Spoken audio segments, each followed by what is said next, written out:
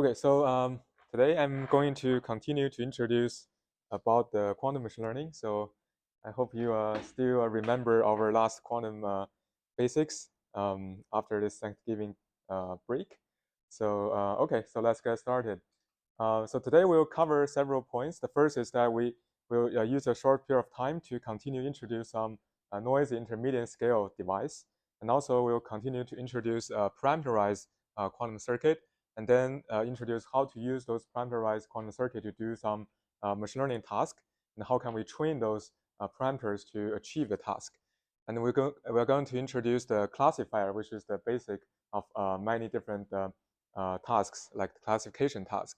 And also we'll introduce how to do the noise-aware on-chip training of those quantum circuits. And finally, we're going to introduce Torch Quantum Library for the quantum machine learning. Okay, so the first section, I'm going to just continue our last class, where we introduced the noisy intermediate scale device. And last class, we introduced the superconducting device, which has a fixed topology. And this time, I'm going to introduce another so last year, when I introduced NISQ, actually the neutral item device is not very popular yet. But a year later, actually, they are currently the leading solution for the quantum computers, because they are the first to achieve over 1,000 qubits, right? So just a month ago, Item Computing, they announced that they have fabricated a quantum machine with 1,200 qubits, and 1,100 of them is usable.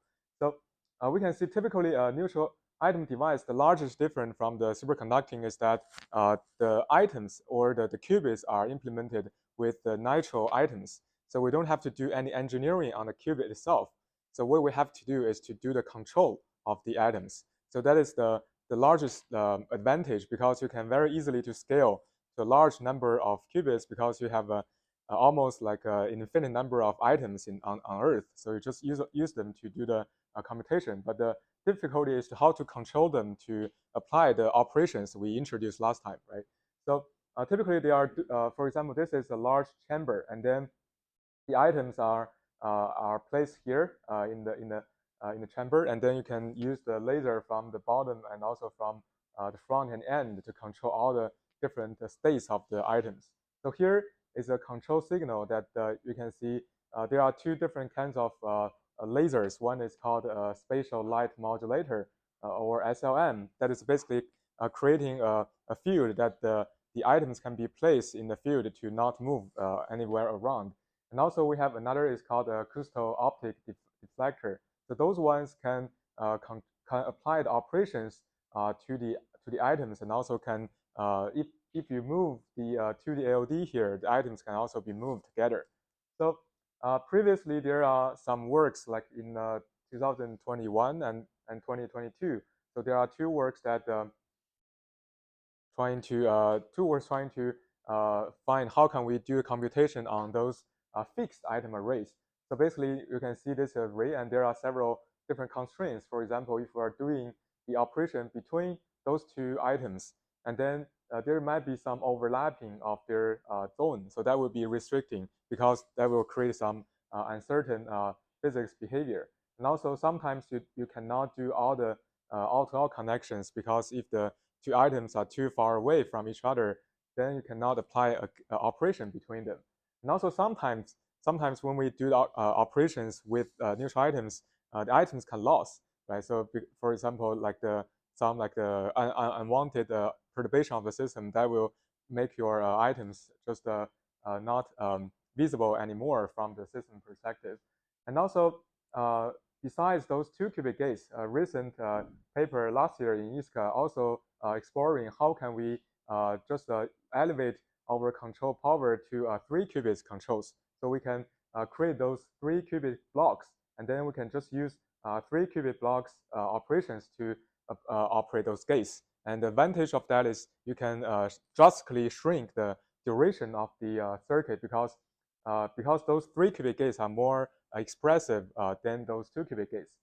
So and also a very recent trend of using those neutral items is that actually there are additional flexibility in the topology of the items. So imagine that in the superconducting device, you just fabricate a chip, and all the qubits are lying on the chip, and they cannot move, right? And also the connections also are just fixed ones. For example, like the qubit mapping problem we introduced in last lecture.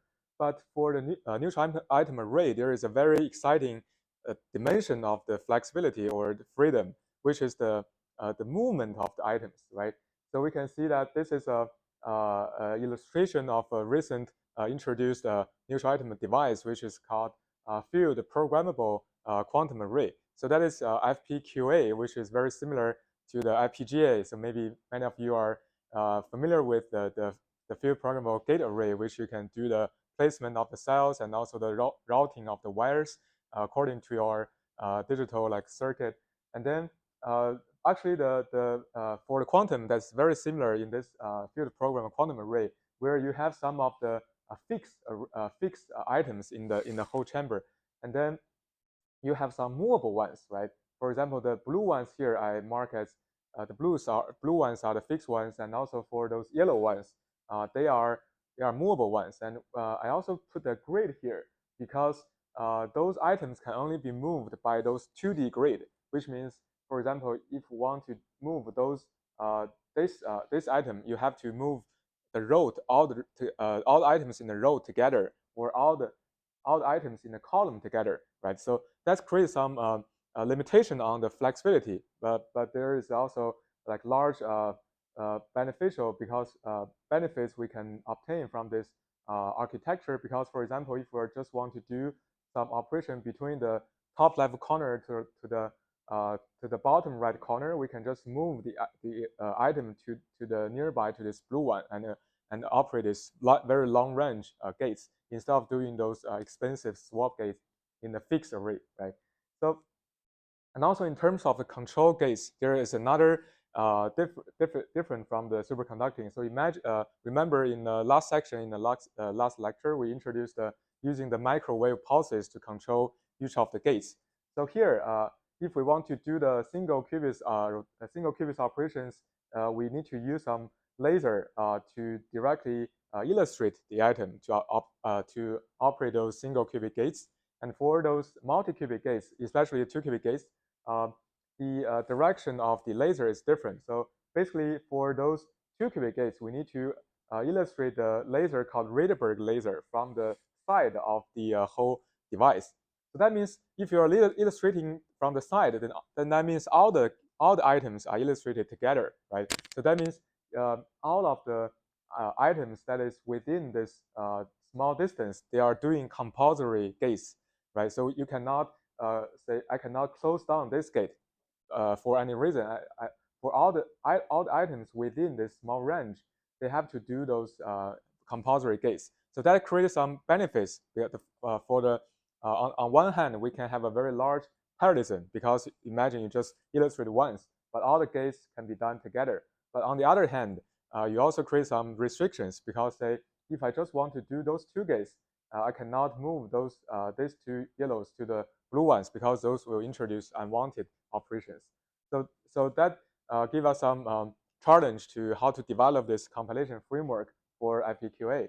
So here I'm going to introduce one simple technique we developed in our lab, which is called QPilot. So the basic idea is that because we have those fixed items, right, and also we have those yellow movable items. So we do a cross-stack co-design of the algorithm side and also the compiler side, which means, say, if I just want to operate this very simple circuit, like a 2-qubit gates between 0 and 1, and then between 1 and 2, and then between 0 and 2, actually, I can change the original circuit using some ancilla qubits. So the left-hand side one is directly doing operations between the original qubits. And on the right-hand side one, I can use some C0 gate to create some fan-out qubits from the original ones. And the benefit of that is you can reduce the dependency between those original gates. For example, if we just create 2 fan-outs, you can consider them as the decoy of the original qubits. And we create 2 decoys like the A00 and A01. And then I can also create another decoy of the Q1 using this A10 qubits. And also using this a 2 0 qubits, I can create a decoy of the Q2, right? So in that case, after creating those decoys, I can directly do gates between the decoys or between the decoy and also the original qubits, and that will be exactly the same as the mathematically the same functionality to the original one. So that gives us a idea to how to do the compilation for arbitrary circuit for this. So the idea is that we just map all the original qubits in the circuit to the blue fixed ones, and if there are some gate, we can create those decoy qubits using those movable ones, right? Like using those yellow ones as the decoy qubits. And because decoy qubits can be moved freely across all the grid, right? Across all the grid, and then we can use them to route between those fixed qubits. So say if there is a gate between this blue one, like on the top right left corner and the right bottom corner, and I can create a decoy for the top left corner using this yellow movable qubits, and I can move that to the bottom right corner and apply the gates, and then we can return that. So that could give us a very flexible and also very a protocol that is very scalable because we don't have to do very complicated computations for the compilation. So here is the overall like schedule of the whole process. So basically, we have this blue array, and then we can map the algorithm qubits to those blue fixed items, and then we can create this movable AOD array like the yellow ones, and then we can perform the gates and also according to the perform the 1 qubit gates, and according to the 2 qubit gates, we can further decide those movable, decide those the locations of those yellow qubits, and we can also move those yellow ones to perform the 2 qubit gates, and then return to the original one. Because remember that after we're applying those 2 qubit gates, we also need to recycle the ancilla qubits to make sure that the functionality is the same as the original one, right? So there is like a creation of the ancilla, perform of the 2 qubit gates, and recycle of the ancilla. So here is the animation for this whole process. So imagine we have 10 blue fixed items, right? And then we have a grid of the movable items on the top left corner, and those lines and also the column and the row lines are indicating that they have to move on this grid. So here we can see that we can move this using this gates to create ancillas to gates and recycle, right? So this will finish one layer.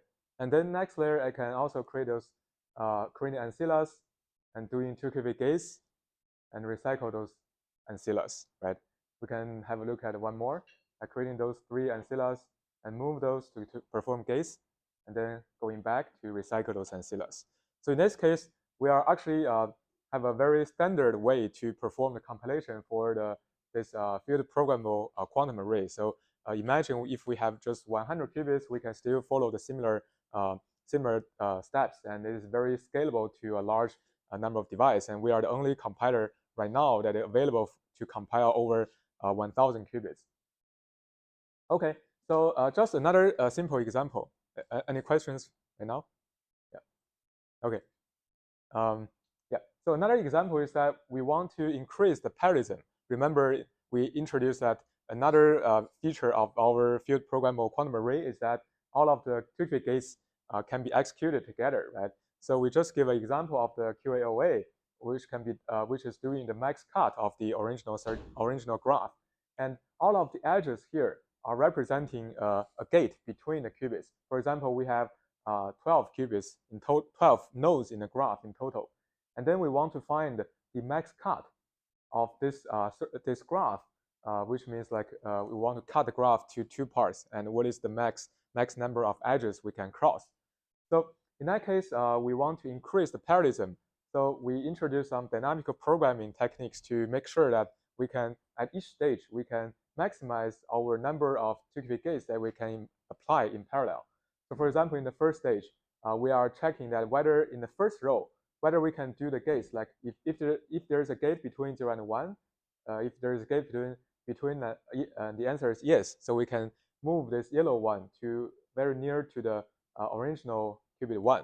And then we are asking whether the qubit 1 there is a gate between qubit 1 and 2. The answer is no. And we continue to check whether there's a gate between 1 and 3. And the answer is yes. So we can move this qubit to here. And then we check whether if we fix those columns, and then we check other rows, whether there are other rows that we can perform gates together.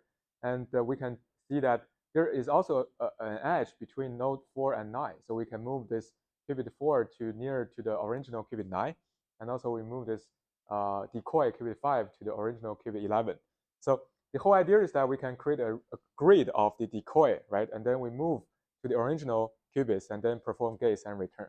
So in this case, we can repeat this, and we can see for many stages, we are actually achieving a pretty high parallelism.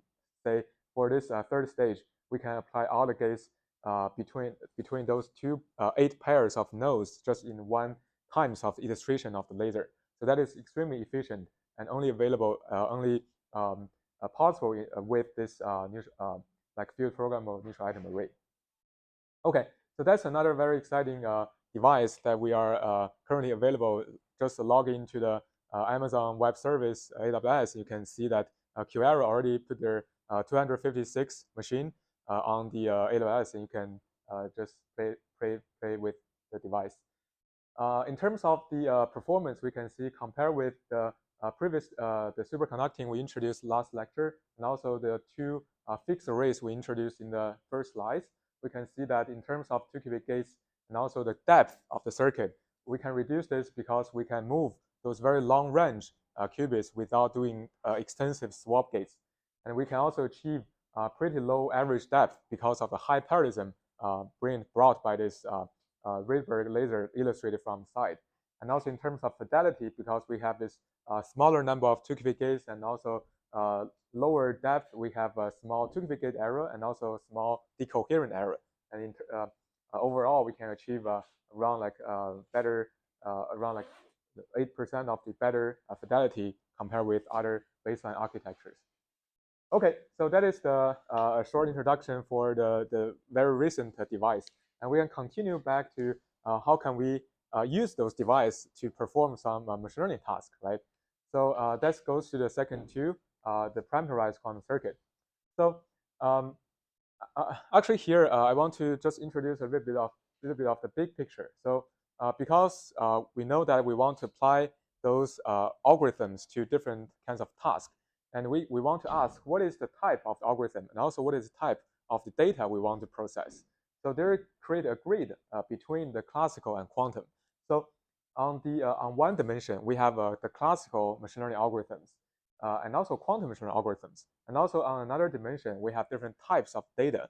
We have data from classical sensors. We also have data from quantum sensors. The data can be both in classical and also in quantum format.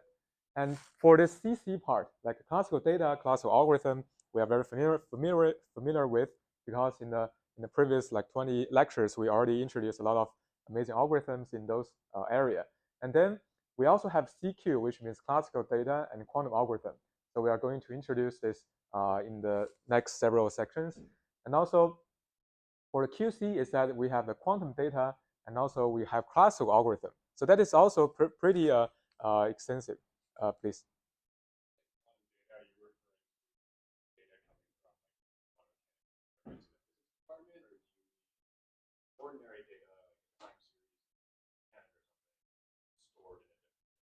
Yeah, so I think actually mainly for the first. So because like for example, there's some quantum sensor from the physical environment, and then they can just connect a quantum computer to the sensor to perform the processing. But I think in the future, actually, with the development of some quantum memory, and then like the QRAM or random access QROM, and then we are able to store some information in the quantum RAM, and then after that we can directly apply some computation. So in that case, it's still quantum algorithm on quantum data, but that quantum data is from classical. Yeah. Cool.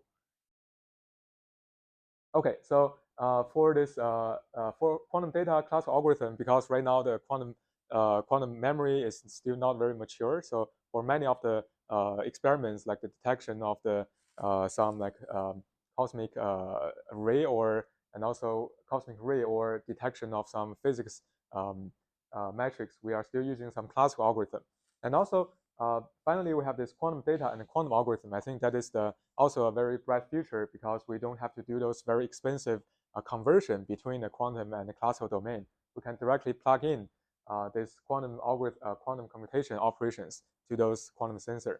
So there are some existing companies like I think some companies like Inflection in Denver, they try to use the quantum sensor to test the acceleration of some vehicles, and they directly detect that with the qubits, and then they directly apply the quantum operations on the qubits to perform some post-processing. So that is an example for quantum data and quantum algorithm.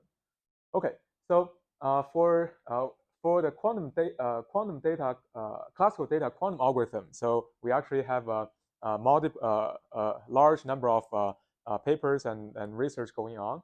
So one of the widely used algorithm is based on this parameterized quantum algorithm. So what does that mean? So parameterized here means that in a quantum device and also the quantum circuit, we have some we have some parameterized gates. For example, this rotation x gate. So there is a rotation angle in this x gate. For example, we can do this arbitrary degree of rotation on the x dimension. And also we have some other gates like the fixed gate, like the Cx, which is C0 we introduced before, and also some rotation gates on the other dimension like Rz or the controlled rotation x. So those different parameters give us the space that we can tune to target the specific task we want to apply.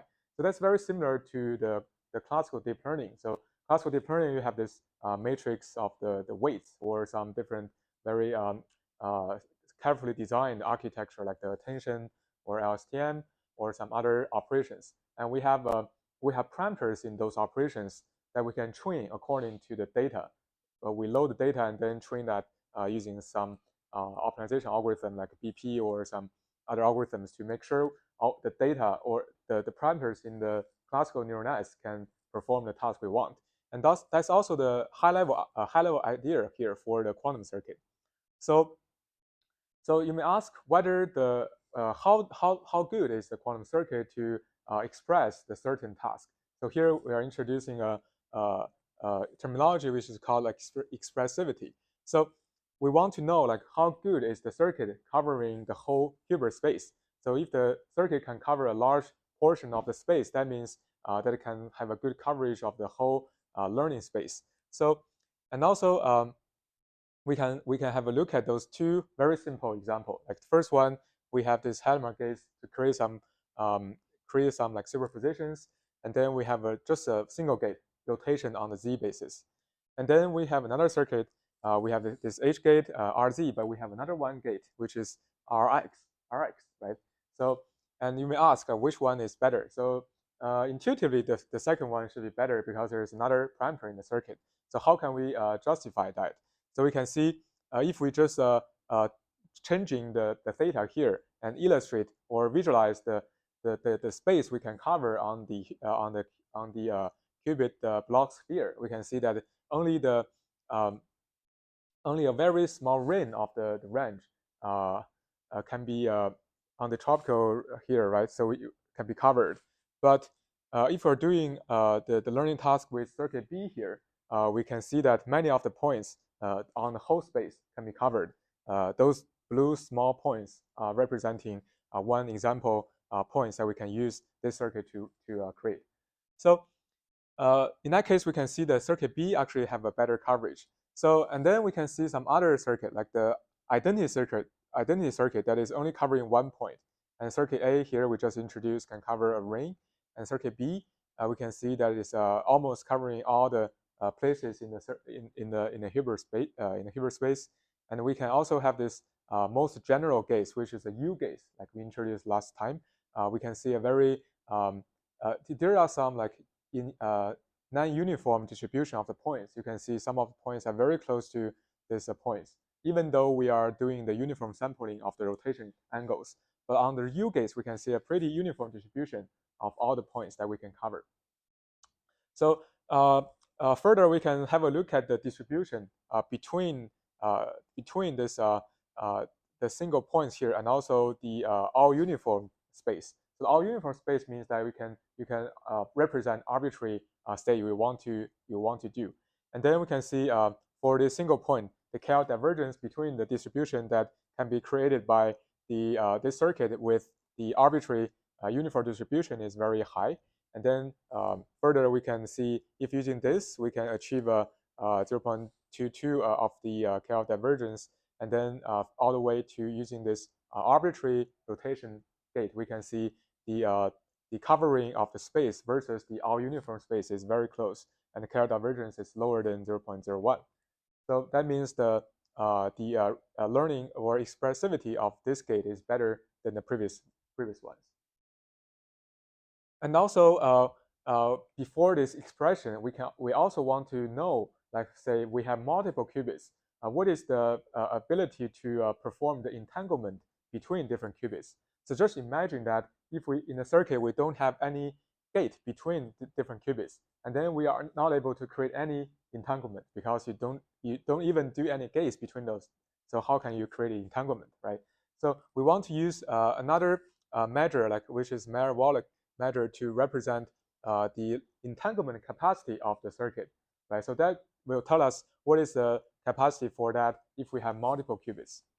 So there is a range of this MW measure from 0 and 1, and the 1 is for the full entangled state, and 0 means that there is no entanglement between different qubits.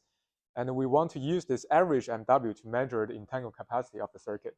So here we are just giving several examples. Say for the circuit 1 here, you can see there is no gates between different qubits, and that is no surprising that the MW measure should be 0. And then for some others, we can create that with some 2-qubit gates or the controlled rotation Z gates or some other different 2-qubit gates, or whether the circuit is very deep or very shallow. So that we also have different this MW measure. So again, more examples. So we are going to show that in this graph that what is the this MW measure for those different kinds of circuit. So we can see that first of all, on the x dimension, that is the ID of the circuit. So maybe we can just have one more look of the previous one. Like we have this different 19 circuit, and then this is the ID for those circuit, and then for this one here, we can see for different shape, like the circle or the rectangle here, that means we apply how many layers of the original block. And we can imagine that more blocks we have, the entanglement capacity should be better. So in that case, we can see for the circuit 1 here, all of the, no matter how many layers we apply those gates, so it's always like 0 entanglement capacity because there is no gates at all between qubits, right?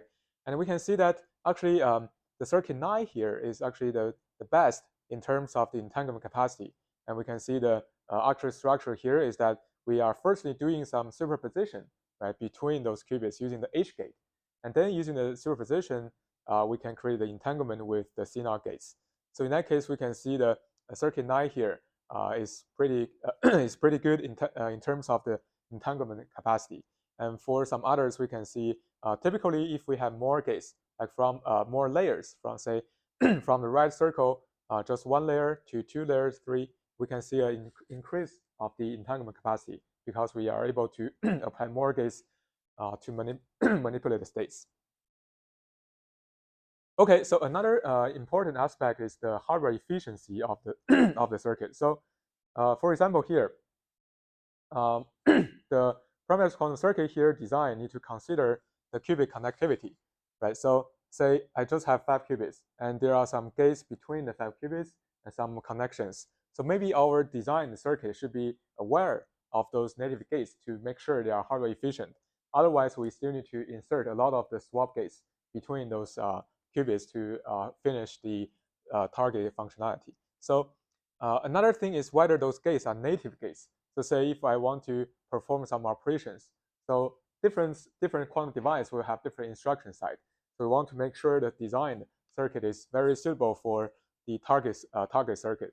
So just like you're designing some specialized operation for your neural networks, you want to make sure it's most of the operations are like parallelizable, like using matrix modifications, so that you can accelerate on GPU. You will not do a lot of sequential operations. Otherwise, you are not able to have benefits on the specific device. That's also the case here. So for some specific quantum device, you want to design the most suitable circuit or suitable program to run on that device. Another thing is that after we design those models, which may have different architecture or structure, we still need to decide how can we upload the information from classical domain to the qubits, because we are dealing with those classical data and quantum algorithm, right? So there are several different encoding algorithms. For example, we can do basis encoding, amplitude encoding, or angle encoding, or arbitrary encoding. So those are different ways that we can encode the classical information to the qubit state. So we'll introduce all of them one by one. So the first one is called basis encoding. Basis encoding, you can imagine that, for example, in the Hilbert space, we have many different bases, like say from the all zero basis to 0001 to all one basis, right? So if we just want to represent one single number, say I want to encode the input information is just one single number, which is 2, and in binary that is 1, 0. So in that case, we can just create a quantum state that is with all the energy, with all the system energy on the 1, 0 state. So that is encoding this information to just one state. So for example, if I have this input as 0, and then I can use the 0, 0 as state, all the energy is on the first. And if I want to encode another number 3, and I can use the 1, 1, because the binary representation of 3 is 1, 1. So I can use this 0, 0, 0, 1 as the input state of the quantum device. However, it is very obvious that it is not efficient, right? So for just one data, we need to use maybe multiple qubits here. So, however, if we are doing multiple data encoding together, so that may create some more efficiency, because say I want to encode the information of 0 and 3 together. So say if the input here right now is simultaneously 0 and 3, or 2 channels coming in, and then I can use this entanglement between 0, 0 and 1, 1 state, creating this state, right? And we can also say encode 3 different input numbers, 0, 2, 0, 1, and 3 in this state, and then we can see still using those 2 qubits, we can encode more information. And another thing is that, say, the basis encoding is still like very limiting, because we need to at most we can encode 4 information to the 4 states here, right? So in that case, maybe we can do better. So say if I just want to encode this information on the state vector, right, instead of the basis, but the state vector of all the information here. So say I have a vector of 1, 0, 0, 0, and then I can just create the same state using 2 qubits, right? The state can be just 1, 0, 0, 0 here, the same as here. But if I want to represent the input vector in this floating number, right, like 0.8, 0.2, so I have different magnitude across this vector. So that we can also do that using these 2 qubits by encoding those input vector in the state of this 2 qubit quantum joint state, right? So you can imagine that, say, if I just have 1,000 features, 1,000 lengths of the feature vector I want to encode in a quantum machine. So in that case, I just need to use 10 qubits, because 10 qubits can bring us the state vector of 2 to the power of 10 of the length, which is 1 over 1,000. So we can just use 10 qubits to encode the information of a 1,000 over 1,000 vector. So that is the very exciting, like, large space that we can use the quantum to do. So say you have a very long documents, or you have a very large video you want to do the processing. So that in that case, you may have several gigabytes of the information, or terabytes of information. But in that case, because those quantum states can actually represent a really large space. So say if you just have all the data like created by our human in a year, right? That is around like 2 quintabytes. So in that case, we just need not less than like 70 qubits to represent all the information. So because to the power of 70, so that's exponentially larger when we have more qubits. So that is the power of the amplitude encoding. So for some other like state, for example, if you just want to represent multiple inputs together, like say I have a first first information as 1.50, another information as -2, 3, and then I can also concatenate different information to a long vector, and then I can represent this using this state, which is 1.5 of the 0, 0, and then because the second is 0, there is no state on the 0, 1, but I have -2 on the 1, 0, and also 3 on the 1, 1 state. So in that case, there is a normalization factor at first, because we have to make sure, like all the information, the amplitude of the square of the amplitude should sum up to 1. So I can also use this circuit to represent the state to create this entanglement. So in that case, the information will be inside the state of the circuit. So imagine if we want to do some very simple matrix modification between a matrix to the vector. I just want to do matmul here, and then I can apply some operations later on this state, and that will be just directly applying those matrix to the state. So in that case, imagine that you have a 100 qubits machine, and you encode some information to the 100 qubits, and the size of the vector will be 2 to the power of 100. And when you apply some operation to the system, so the corresponding or the computation you are applying is 2 to the power of 100 times 2 to the power of 100 modifications together, because you just apply changing the state of the whole vector using mathematically that is a very gigantic size of the matrix vector modification. So that's where the efficiency of the operations here can be achieved over the classical operations. So another encoding can be done is called like angle encoding. So angle encoding is that we can encode the data in the rotation angles of the cubic gates. For example, we just want to encode 3 numbers like 0, pi over 2, or pi. And I can just use some gates, for example, the rotation y gates here. And the rotation angle here can be directly be the data I want to encode, right? So I can apply those 3 gates to the whole system. And then if I want to recover the information or do some computation, I just directly do the measurement of those qubits or doing some later operations. So that is the angle encoding. Another is the final one is called arbitrary encoding. So just imagine that we have this parameterized gates all across those whole circuit. So sometimes we don't have to constrain us to encoding the data at first of circuit.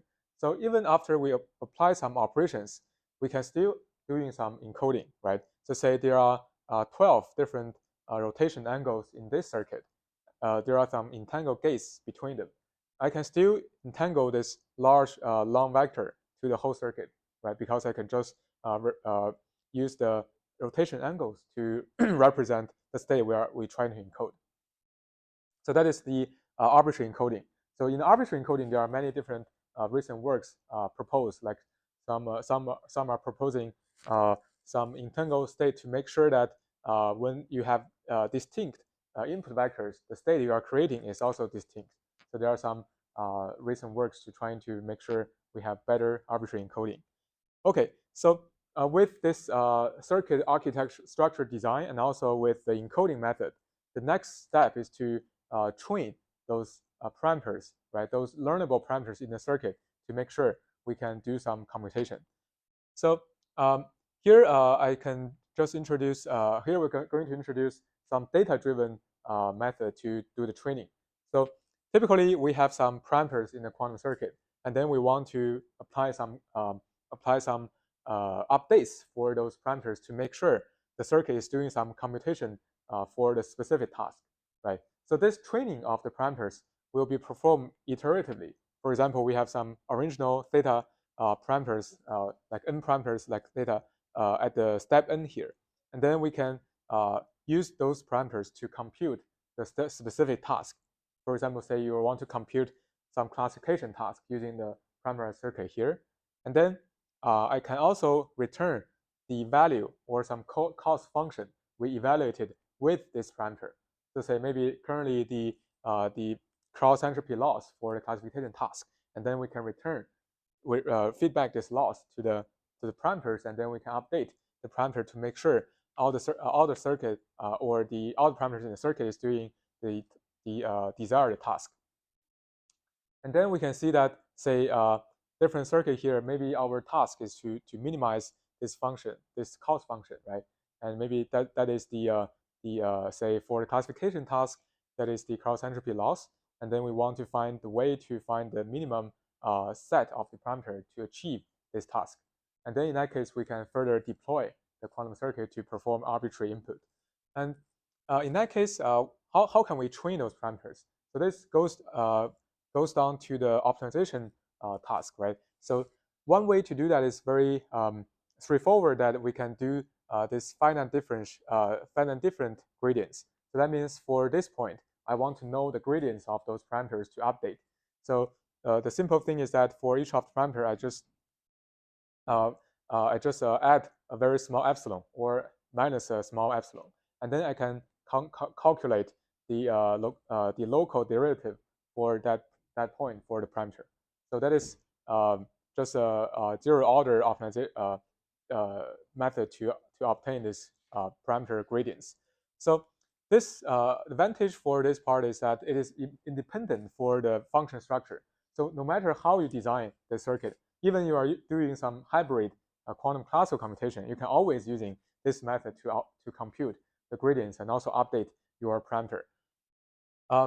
So in that case, we can see that sometimes if we have a very large epsilon, so the gradient compute will be pretty different from the actual true gradient, right? So that will create some difficulty for us to train the whole quantum circuit.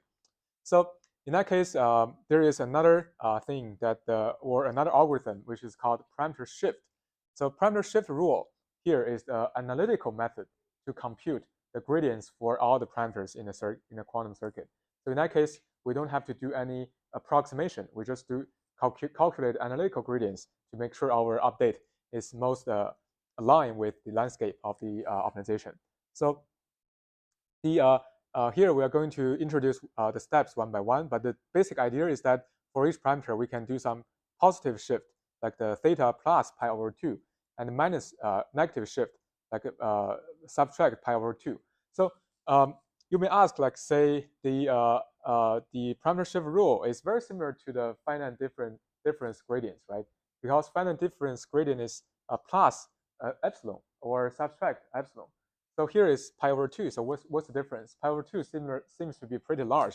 So whether that can work or not, right? So actually, this one is an analytical way to calculate gradients. So later we're going to introduce this. So for example, here I just want to obtain the gradients for the Rx theta, and then I want to compute what is the partial f theta over the partial theta here. So the first thing is that I just do the theta plus pi over 2, and then I can execute the circuit again to obtain the f theta plus pi over 2. And another thing is that I can do the subtract of pi over 2 and then compute this f theta minus pi over 2. And the final gradients of partial f theta over partial theta will be just 0.5 times this difference between those two shifts, right? So just as I mentioned, you may think that is very similar to finite difference, whether that will work.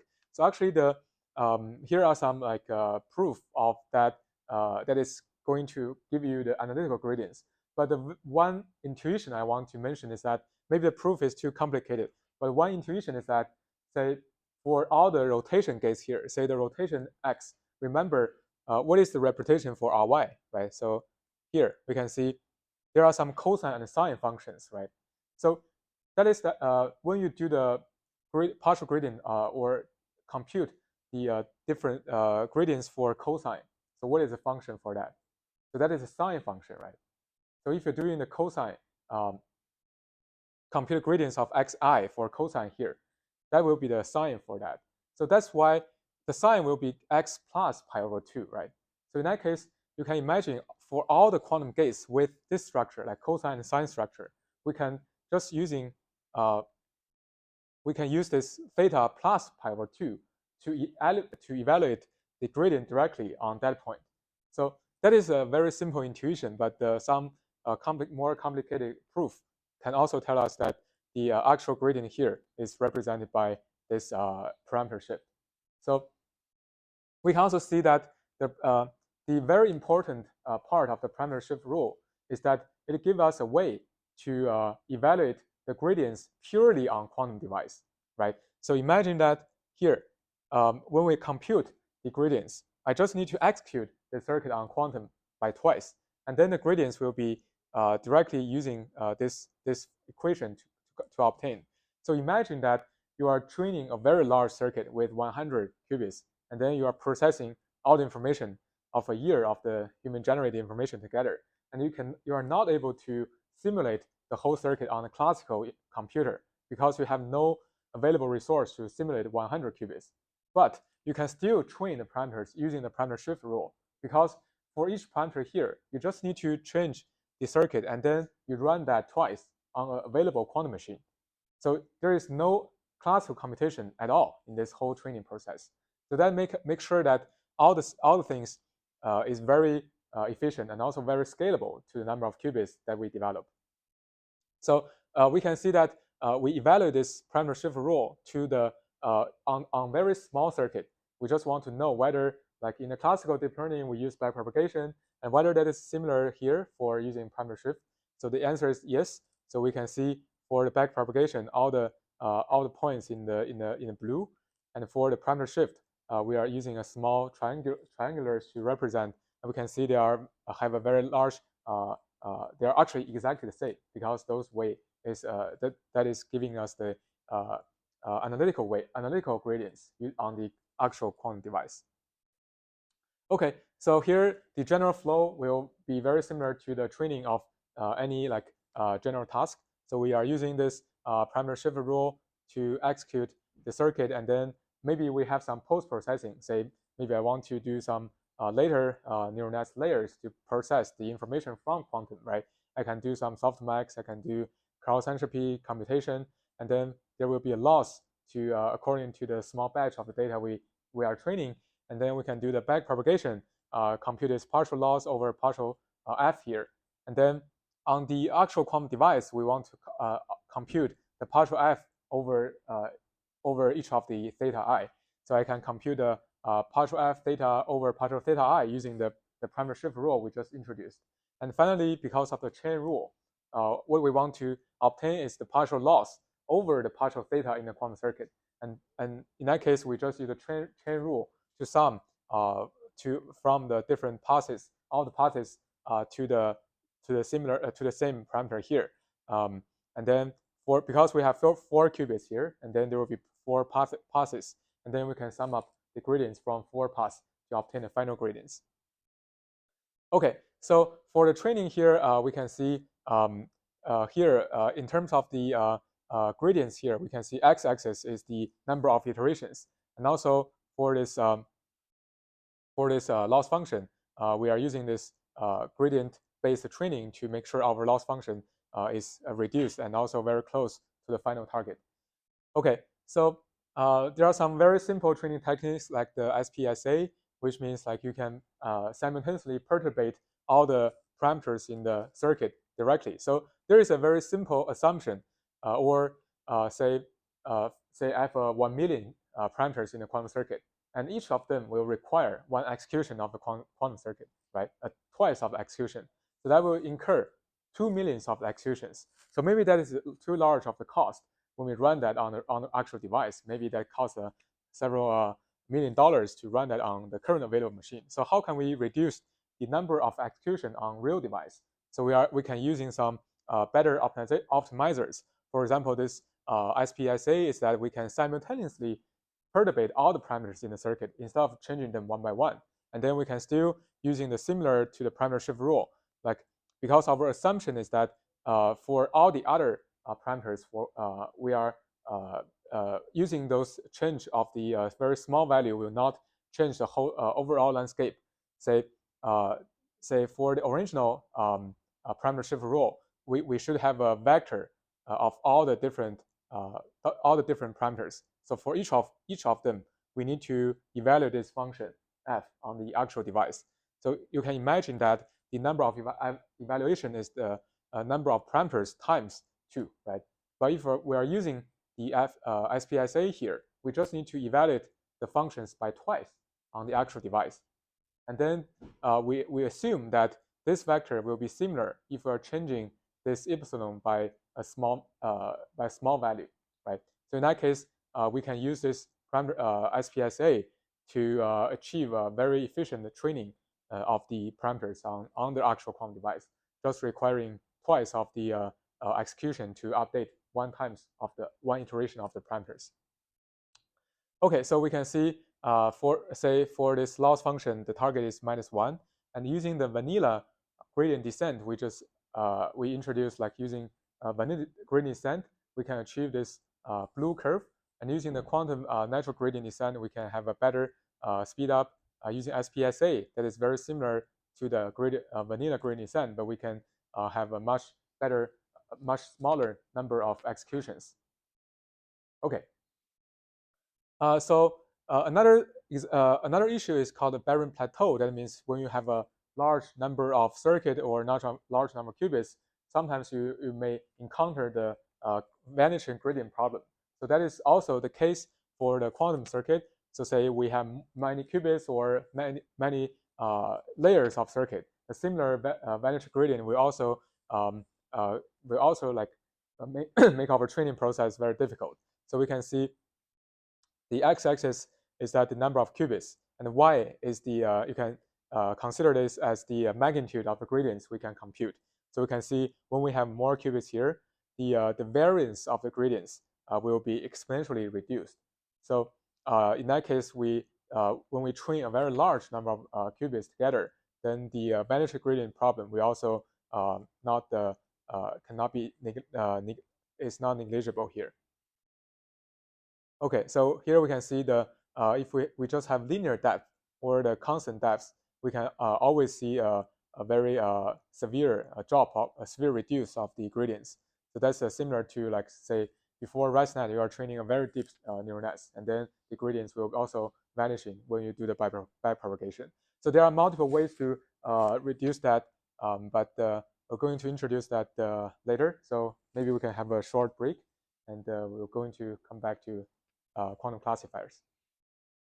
Okay, let's continue to the quantum classifiers. So right now we have already learned how to encode the data and also the structure of the quantum circuit, and also how to do the training for parameters. The next will be how can we put all the things together to construct the circuit to do some actual task, right? So here we can see this is a typical structure for some quantum neural networks. So first of all, if we want to do some classification task of the input image, right? The very basic learning task in your like machine learning 101 class, you must learn this MNIST task, right? So which is the handwriting digit. You have different numbers, you want to classify that. So here we can also use this example. So basically, the input image will be downsampled to a very small resolution, for example, 4x4, and then we can use an arbitrary encoder. So it's not the basis encoder or some rotation encoder. So we can create an arbitrary encoder. So that is, say, using some rotation angle encoding for this image, and we can say for each of the pixel value here, the grayscale pixel value, we can scale that to 0 to 2 pi, and then we can encode that to the theta rotation angle in those parameterized gates, right? And then later on we can apply those parameterized gates to do the training, and we can use the SPSA or some other parameters training techniques we introduced to train the layers in between to achieve some learning tasks. And finally, we want to do the measurement to project back from the quantum information to classical. So we can do this measurement on the different bases, and then we can say if we just measure on a D basis, we can obtain 4 different numbers, and after that we can apply some post-processing. Either that can be a very simple softmax directly to the classification, or you want to apply some other layers. That's fine. You can do a hybrid classical quantum computing by applying any post-processing, say, neural networks you want after this measurement. And all the process can be trained together with our previously introduced parameter shift rule to make sure the training process is scalable to the number of qubits.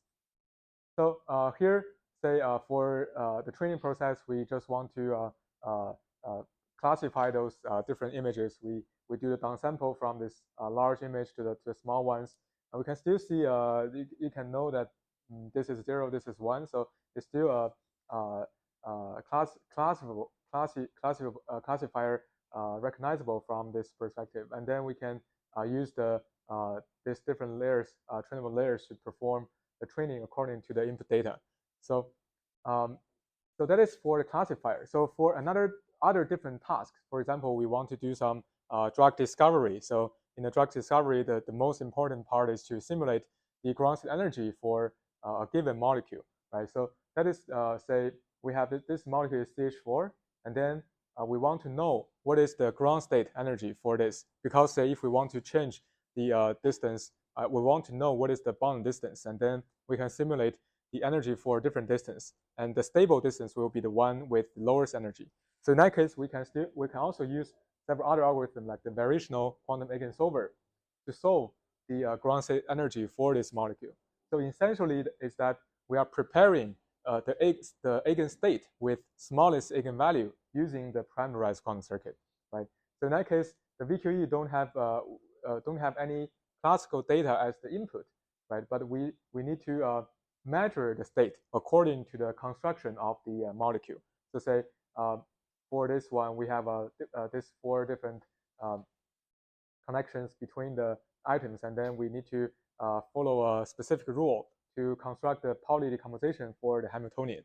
And then we can do some weighted sum of all the measurement outcomes together to obtain the final expectation value. So our goal is that we want to minimize this value to make sure the energy is the ground state energy. So by definition, ground state should be the smallest one. So we can again update those parameters in the circuit to achieve this VQE result. So using this quantum processing units or quantum machine to doing this VQE task, that will be more efficient than classical ones, because we don't have to pay the memory cost.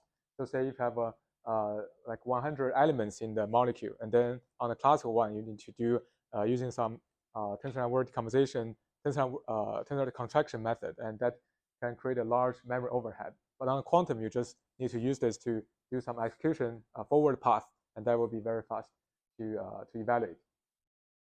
Okay, so one thing we mentioned in the NISQ era is that they have a very large noise. So you may ask, if we're directly using the quantum machine to do the training, whether that's reliable, right? So the answer for the current device is not that very reliable because of the noise we encounter on real device. So in that case, for many recent work, we try to propose something called noise-aware training, right? So just like for the training of the classical neural nets, you want to make sure sometimes aware of the adversarial attack, right? So in that case, that's similar here. But the attack here is the attack you can consider as an intrinsic one. It's not from some malicious third party, but for the quantum device itself, they have some noise. So we need to do some noise-aware training. So we can see here the impact of noise on the gradients is pretty severe. So say for this classical training and classical test of some quantum circuit purely on classical simulator, we can see the accuracy here is the classification accuracy. And we can see in the blue here, when we have like several thousands of the training steps, we can have a steady improve of the accuracy. But on the quantum device, if you are doing the parameter shift rule we just introduced in the third section, we can see the training process is also increasing, but not very stable. And also with the same number of training steps, there is still a large gap between the noise-free versus the noiseless performance, right? So our goal is to how to close this gap with some noise-aware training to make sure the result is very stable and also very reliable when we run that on the actual large device, right? So here we can see a very interesting phenomena is that, say, during the training process, we use the parameter shift to calculate gradients. So the gradients can be large, can be small. If its gradient is very small, we can see the relative error is very large. So that is intuitive because, say, the noise is always have a fixed magnitude, and if you have a large gradient, so maybe the overall like percentage of the noise in the large gradient will be very small. But if you have a small gradient, and then maybe that is just completely changed by the noise. So you can see when the gradient magnitude is small, the relative error is also very small. So we can see, but if the magnitude is very large, we can see a trend of the decreasing of the impact from the noise. So that gives us an idea that we can actually do some pruning of those gradients. Say if the gradient's magnitude is very small and very unreliable, why won't we use that to train the quantum circuit? We just freeze those parameters with regard to those gradients, and we just train the remaining ones, right? So that is in that case we can avoid those very unreliable gradients and only use the reliable gradients to update our parameters. So here we can see another example, not only for the San Diego machine or the Casablanca machine. Yeah, a very interesting thing is that the IBM machine, they are always named by some places. And when I first used those machines, I thought, oh, IBM is placing their physical machine all around the world.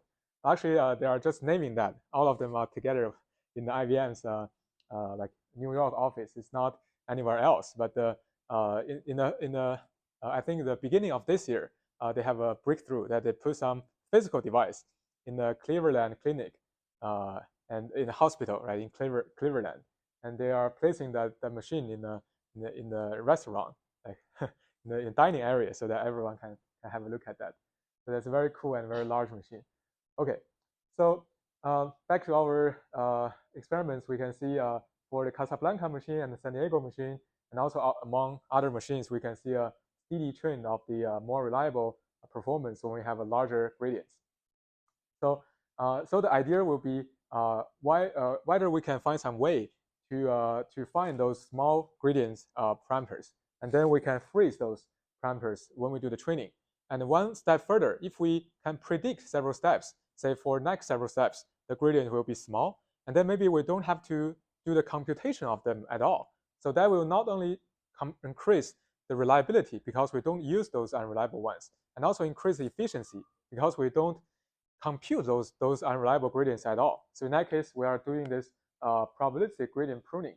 So the idea is that before pruning, we have all the parameters, and then in one step of the training, we can just doing the calculation of those parameters with that can give us large gradients because large gradients will be more reliable. And then we use those large gradients to train to update the parameters. And for the others, we just freeze them.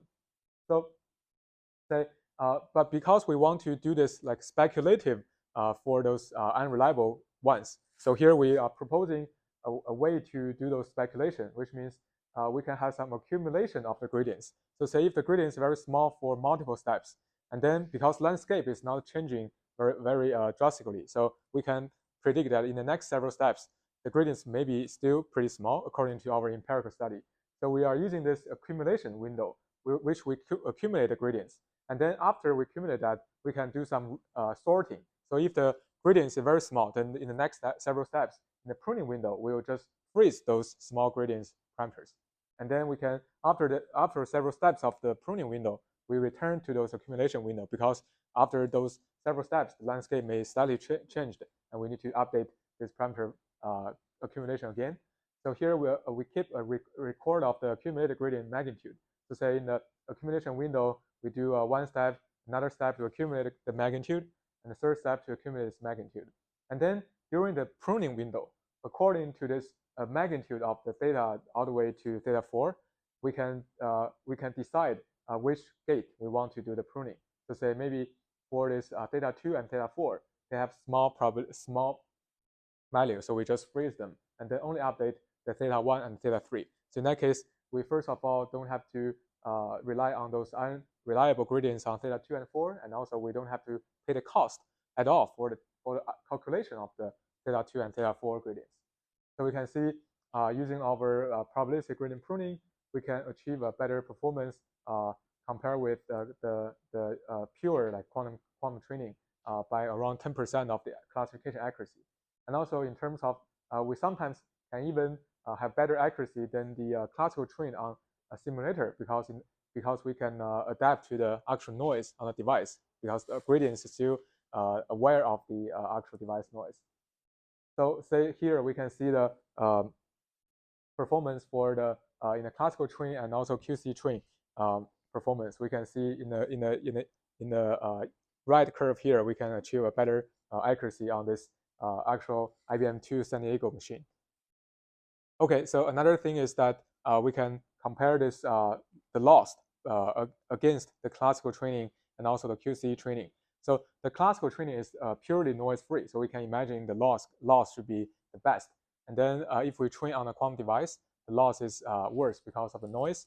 But with this gradient pruning, we can achieve better lowered loss because we close this gap a little bit, and we hope that we can further develop some other techniques to further close the gap between the noise-free one and also noisy one.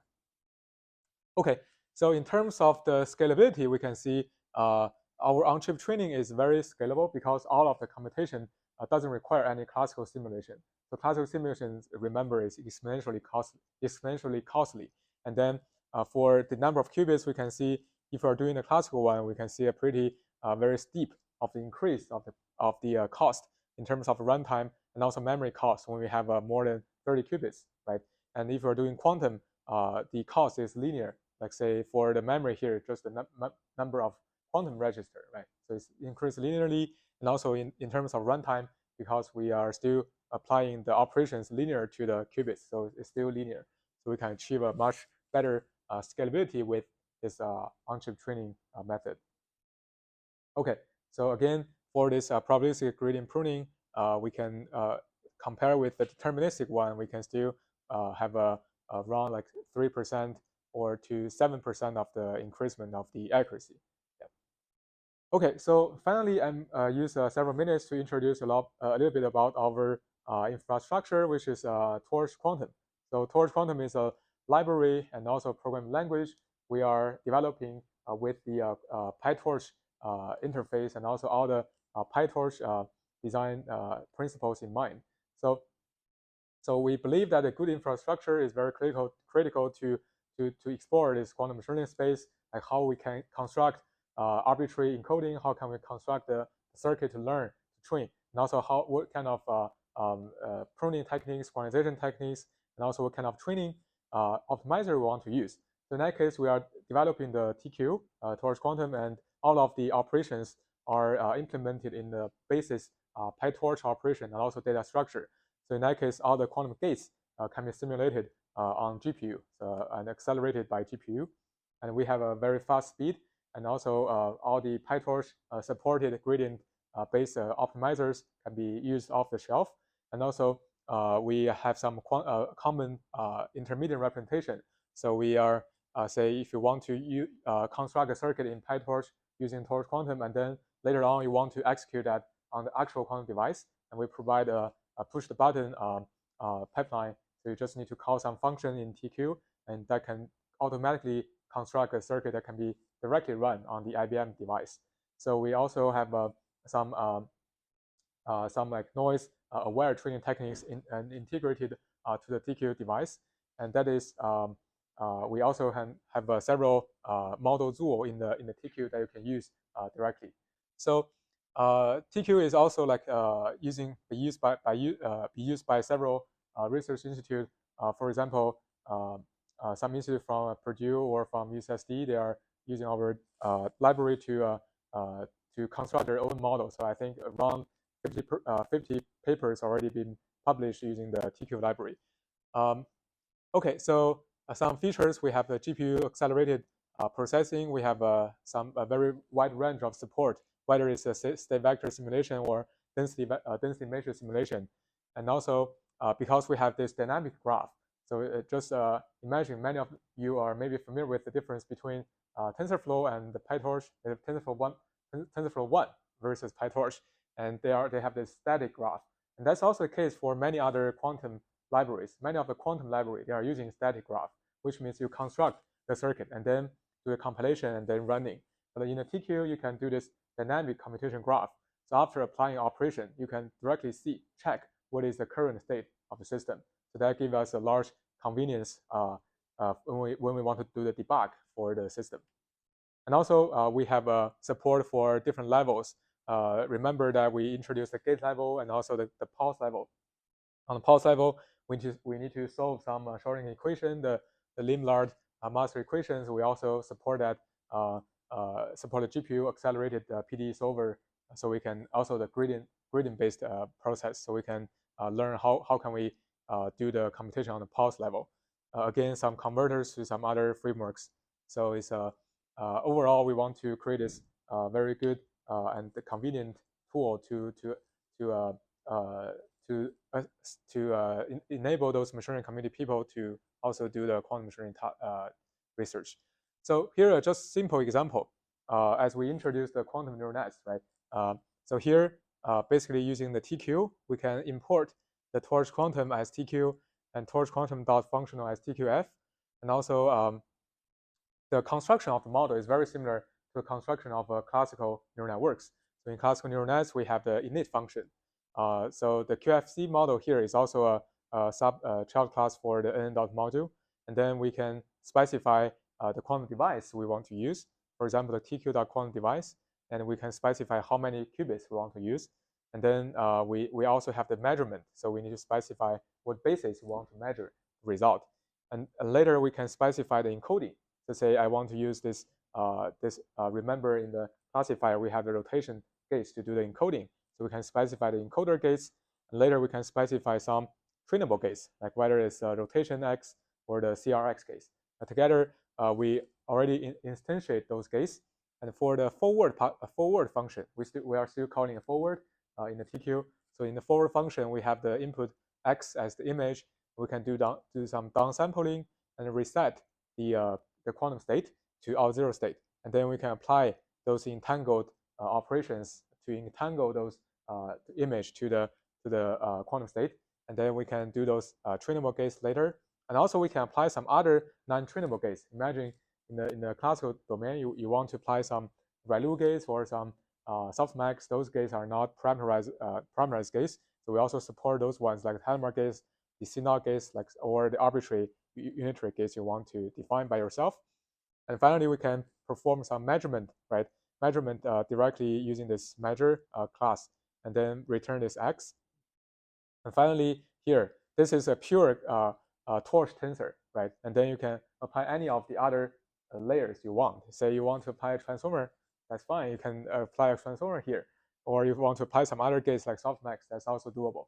So finally, we can return this information, which is the classification result. Okay, so that's our today's lecture. We introduced the neutral atom quantum device, which is a very popular and recent device for the for the NIST computations, and also very scalable. And we introduced the PQC, the construction of the circuit, the encoder, how to do the training, and how to do the noise-aware training. And finally, we introduced the TQ library for the QML. Okay, so I hope you enjoy this QML lecture. And next step, we're going to introduce more techniques, especially how can we construct a good circuit architecture or good circuit structure to learn in the next lecture. So, okay, that's all for today. Thank you, and any questions?